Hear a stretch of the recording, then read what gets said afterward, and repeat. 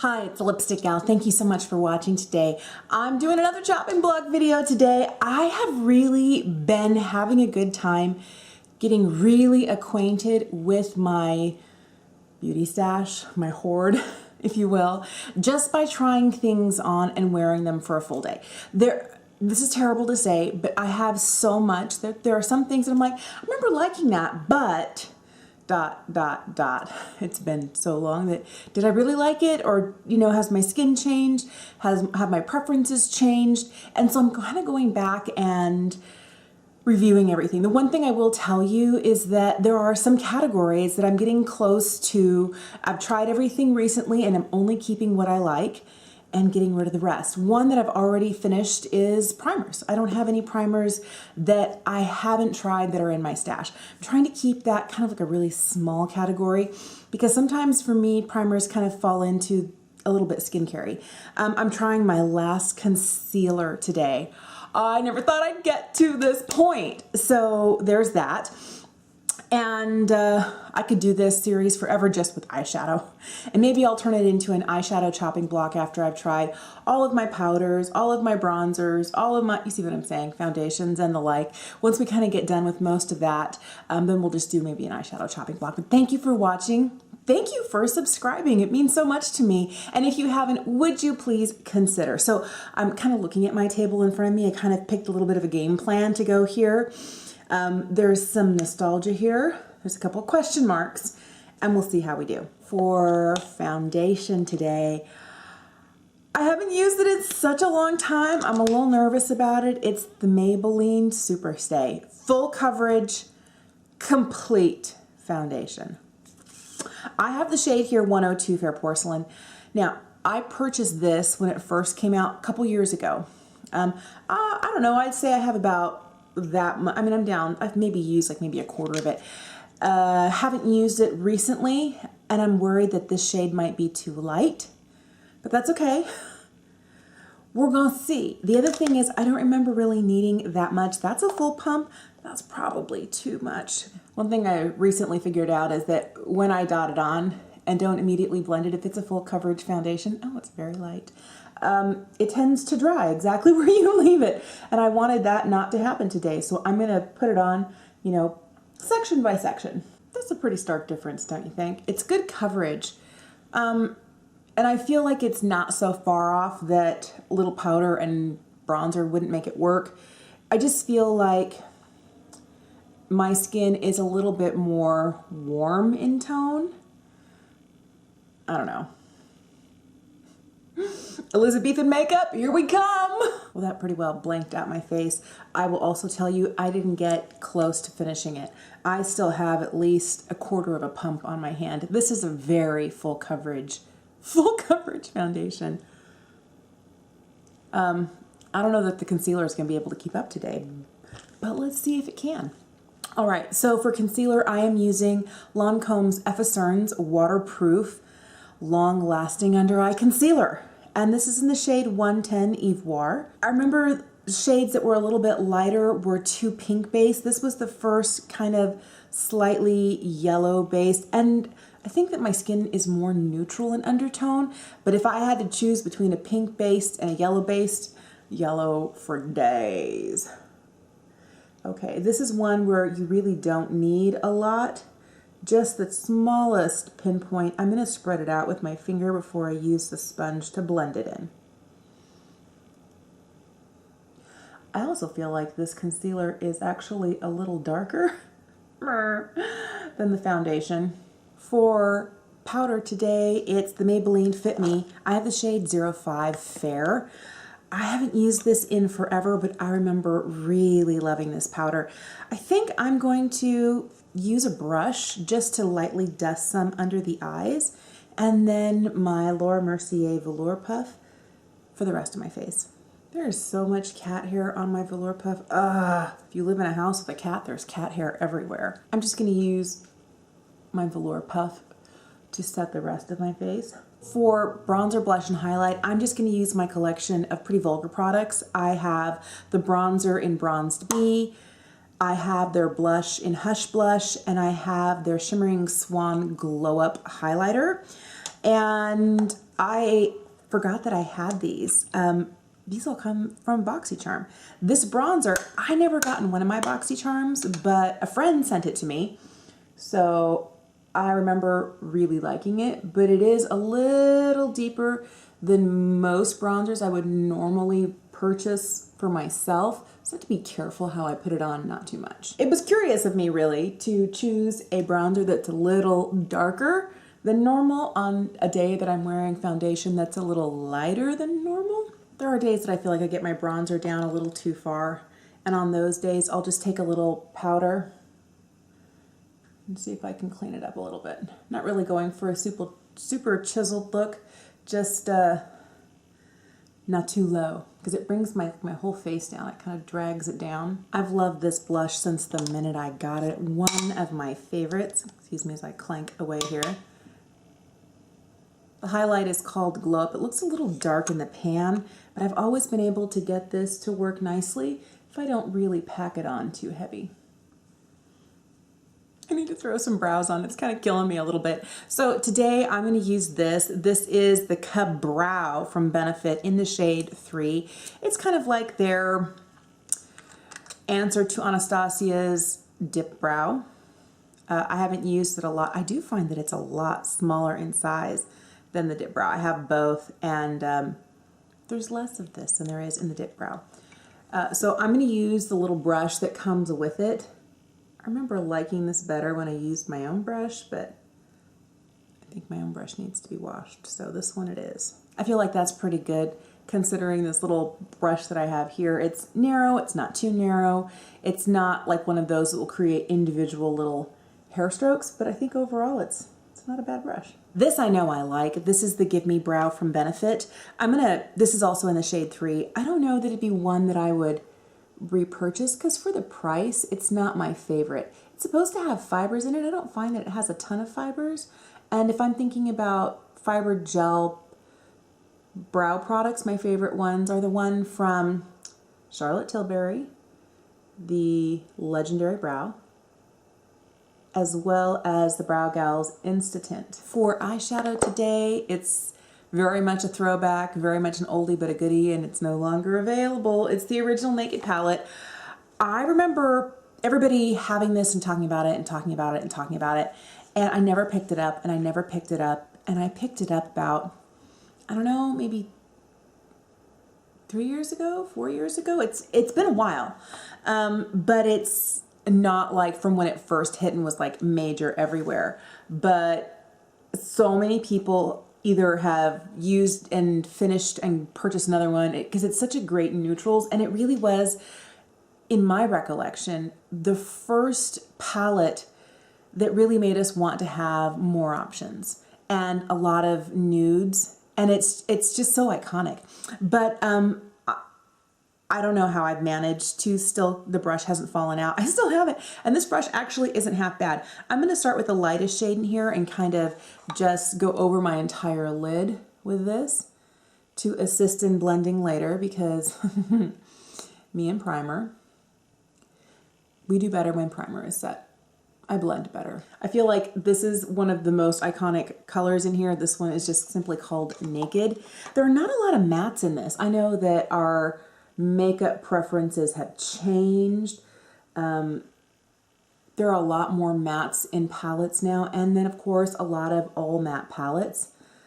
I really think that's interesting and says a lot about how makeup preferences have changed over the years.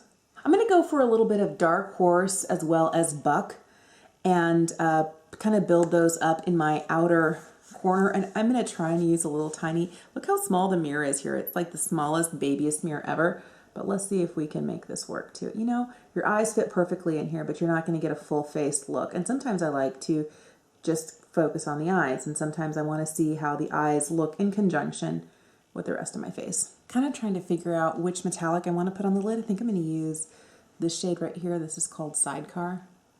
It's a little darker than I normally would, but I like the idea of a slightly darker lid. I normally go for a lot more metallic-y, lighter shades.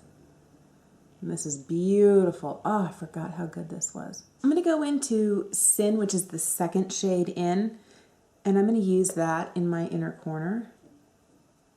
You know, I have a different brush again. I feel like you could certainly get a whole look done with the brush that comes in here. You just couldn't be as precise. I'm using just a little bit of one of these smoky gray shades, the one called Creep, right here on the outside of my lower lash line, kind of on the outside third. I'm going to put a little bit of the cream gel liner in Colourpop in the shade Overboard in my waterline and some mascara on, and I'll be right back. It's time to put on a little lipstick, and I'm kind of trying to decide if I want to do something nude and kind of keep it very natural, or if I want to do a punchy lip.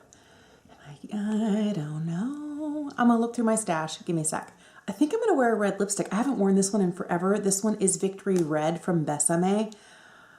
This is a reproduction of, I think it's a 1945 shade of lipstick. I'm also going to use this lip liner. It's one of the few red liners that I kept. It's from the company called It's Skin, and it's their Babyface Creamy Liner in the shade 01. I feel like I could wear this lip liner alone as lipstick, but I'm going to throw on this. I love this color so much. Oh, I love this lipstick with my whole heart. All right, so I was wrong. It's not a reproduction of a 1945 lipstick, but from 1941, right smack dab in the middle of World War II. This company, Besame, if you are not familiar with them, their formula is amazing. The packaging is super cute, also very retro. These are also very similar to the types of bullets and the packaging that they would have, the style of the bullet of what they would do in the 40s. So it looks like this, and it has like sharp little corners that you can use to line your lips. And not only do they kind of reproduce exact shades from specific moments in time, but they do that in their packaging as well. They're very much a vintage inspired makeup line. And what's great is they're using modern technology to make really fabulous products in very luxe and retro feeling makeup. I grew up watching a lot of classic movies on American Movie Classics and then later Turner Classic Movies. So I'm a huge Clark Gable and Jean Harlow fan.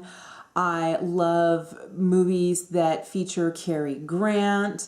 And I'm talking more like the screwballs from the 30s and 40s, like Bringing Up Baby and Philadelphia Story. Love Jimmy Stewart. So this whole bright red lipstick from 1941 really, really resonates with me because that was so influential in my growing up years.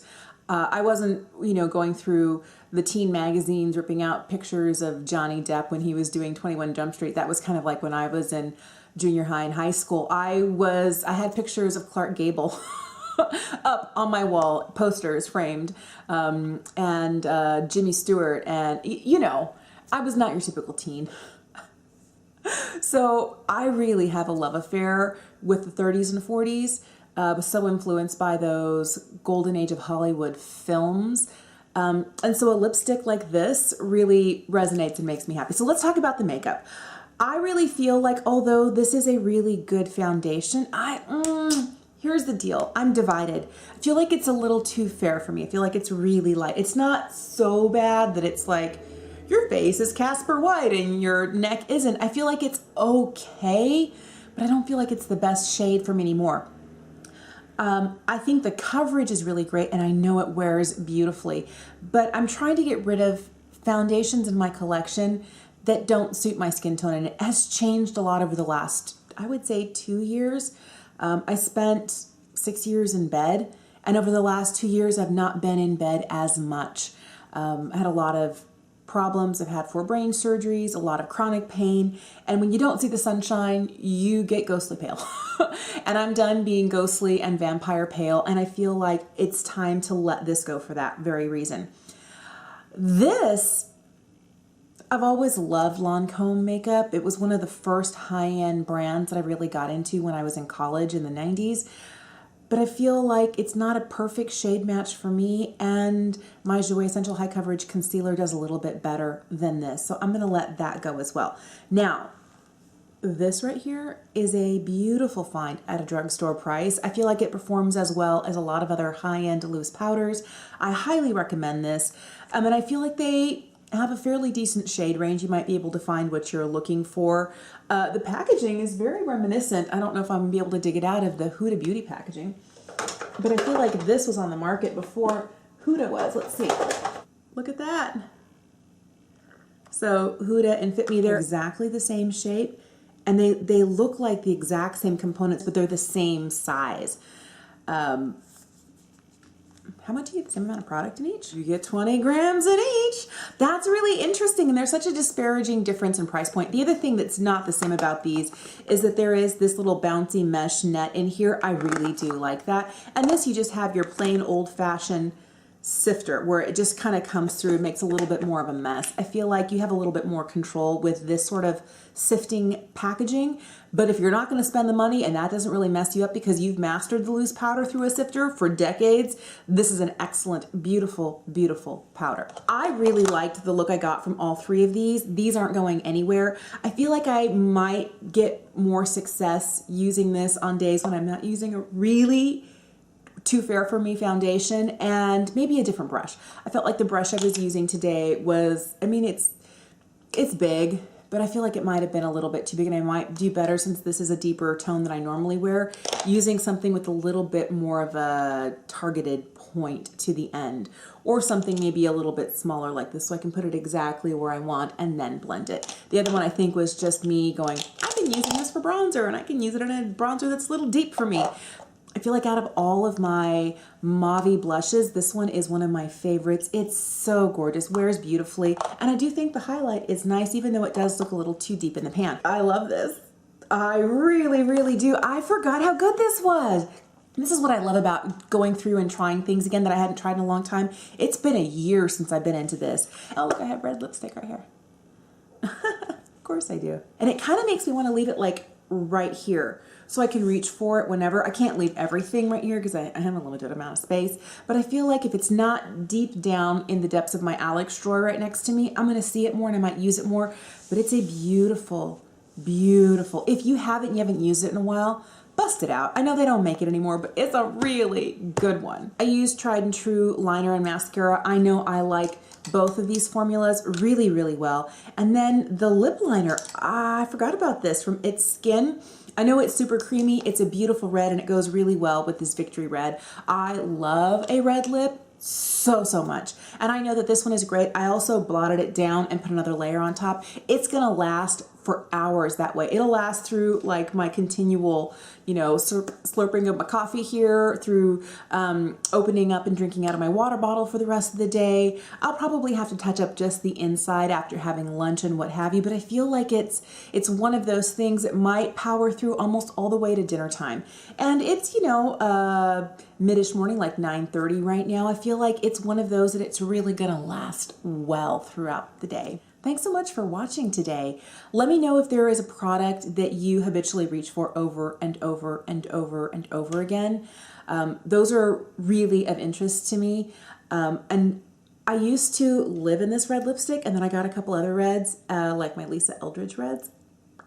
But I think it's time to put this back in my purse and have this be kind of like my go-to red, because it's stinking fabulous.